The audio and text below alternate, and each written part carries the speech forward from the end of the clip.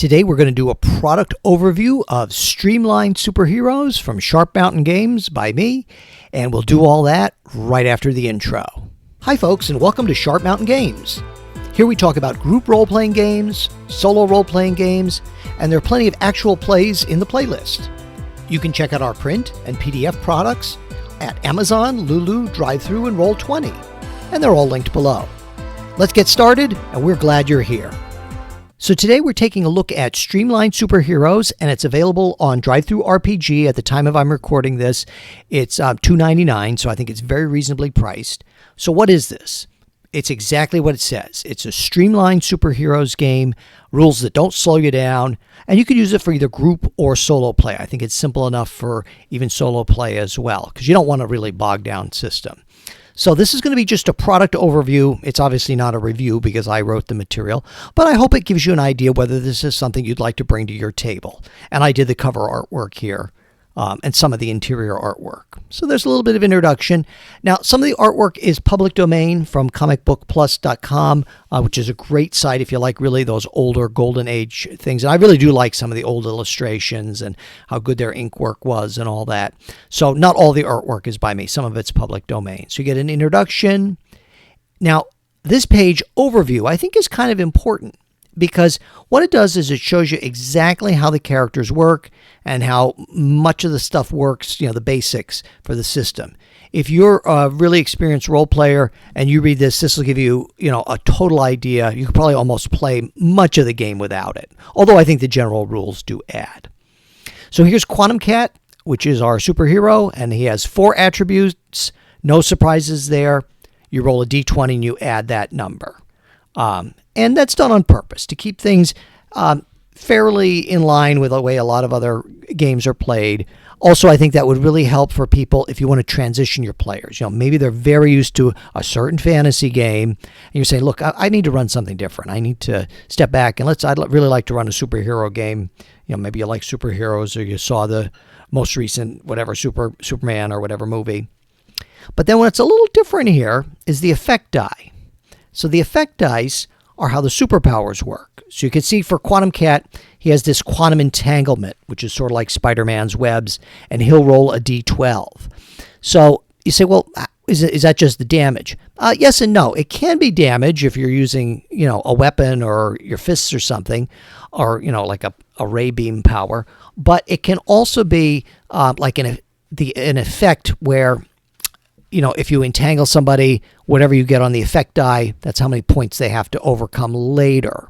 So a lot of other things have hit points or hurdle points. So diffusing a bomb might have hurdle points that you have to overcome, and maybe you can't do that all in one round. So making a character is really simple, and we'll show you character creation. And then you're always going to roll a d20, add your attribute, and a 10 or better succeeds. And then the effect die tells you how well you succeed. And some people will say, well, I want to make this more difficult. Sure, if you make it more difficult, you can have them roll at disadvantage. If you want to make it a little easier, you roll at advantage. And let me just say something right in here, too. Some people will say, well, why can't you have different difficulty numbers, a 12 or a 14? You can. Since this game has been released, I've gotten a lot of feedback from people who say, well, I'd like it better if it was this way, or I might want to run it that way. That's fine. I encourage that. I think the system is simple enough that you almost can't break it. Make the tweaks you want. Everybody does anyway. You don't need my permission. Like I said, I think the game is simple enough, and I have appreciated the feedback because it's given me some thoughts, if I ever release a revised edition. But that's way in the future. We go one thing at a time. So you make your character. You have 4 numbers, 3, 2, 1, and 0, and you put them in your abilities. Now, I should say, if you have a 0, let's say you have strength 0, it doesn't mean you can't lift things. Probably in my life, I'm probably about a strength 0. But what it means is I'm no better than the average person.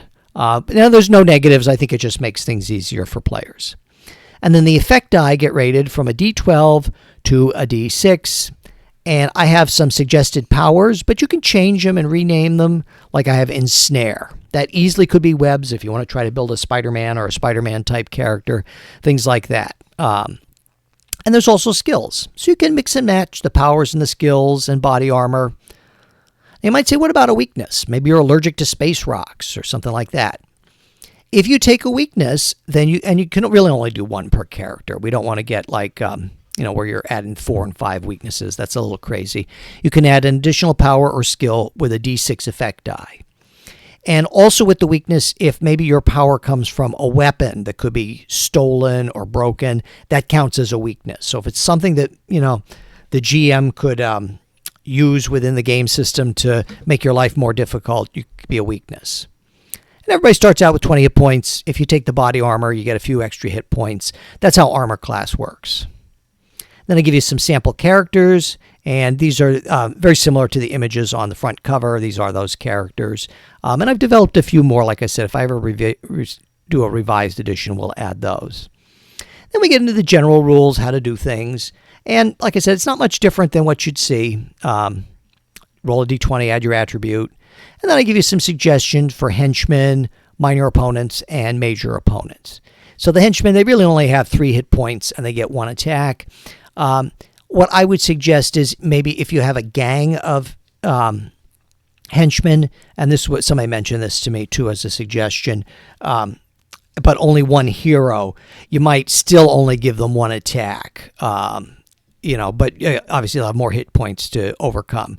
They probably get in the way of each other anyway if you have more than 1 attack. There's some more public domain art. Now, stressful situations, that's anything or most everything you do. Defusing bombs, fighting an opponent, anything like that. And then less stressful situations, but still difficult. So these are things you want to roll for. So, for example, you may not have a character like Batman roll for every single clue he finds. It's just not necessary. But if it's something where there's a chance of failure, you can roll. So these are usually like non-combat. When I'm saying less stressful, it's when there's not like a time limit. Because you can always put a time limit on a stressful. Say you have to overcome 10 hit points in 2 rounds or 3 rounds.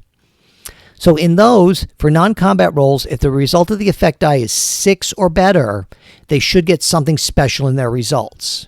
So if you're trying to roll for detection and you get an 8, well, that's great. You should get something extra, maybe some extra clue or something like that. Now, why 6 or better? That way, if you have a D6, you still have a chance. You still have a 1 in 6. But that starts to really increase then as you get to a D8, a D10, and by a D12, it's a little more than 50%. So hopefully that gives people an advantage. And then I talk about group checks and opposed checks. Opposed checks are a little bit different. You're not trying to get higher on the D20 roll. But if they both succeed, then you roll the effect die and see who does better. So let's say you have a super speedster like the Flash. He's going to have probably a D12 for his super speed. On the D20 roll, it's very possible an opponent, it's, certainly at least possible, could roll higher than that. But then when you get to the effect die, no, they're not going to have that D12 in super speed.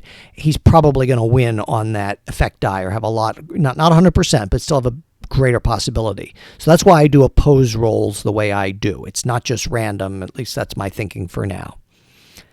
Vehicles are usually they're just considered another effect die. So if you have a Batmobile or a super plane or something like that.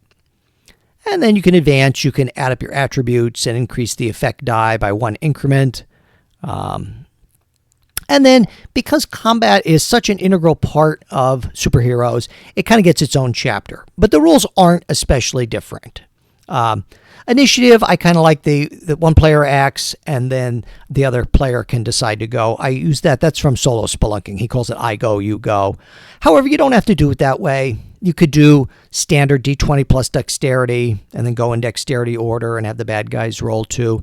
Absolutely, you can do that. Those are some more traditional possibilities. Or just use side initiative. Roll a D6. Player characters go on a 4 to 6 and NPCs go first on a 1 to 3. And surprise, same thing. You can just give them the initiative if there's a chance of them getting the surprise. Some rules for assisting, because I think that's important with superheroes. They do often assist each other. You can do a called shot if you want to knock a gun out of somebody's hand, like the Lone Ranger used to do that. And I think that's really good for superheroes too. You just do it at disadvantage, but then you can get an extra effect. So it's a little harder, but if you get it, you're in pretty good shape. Then there's some rules for ensnaring because, that's just so classic for superheroes, using webs or chains or a bat rope or something like that. Now, 0 hit points. if you're playing an old school dungeon crawl at 0 hit points, you probably have a good chance of dying. You might get a saving throw, but you got to watch. Let's face it, superheroes don't tend to die all that often. The death of Superman was a once-in-a-lifetime event, or they're sort of rare things. So you're not necessarily dead at 0, you're just out. And you can recover those basically later in the issue. Think how often, the superheroes, they get their hats handed to them early in the issue, but then they bounce back and they come back and defeat the villain at the end. So it's trying to mimic that comic book logic. However, game masters are free to rule that certain types of attacks could be a death situation. You are free to, certainly, you can do what you want, but you're free to increase that. And then we talk a little bit about some ways to think about how to do draining weaknesses, like the kryptonite and gear weaknesses and things like that.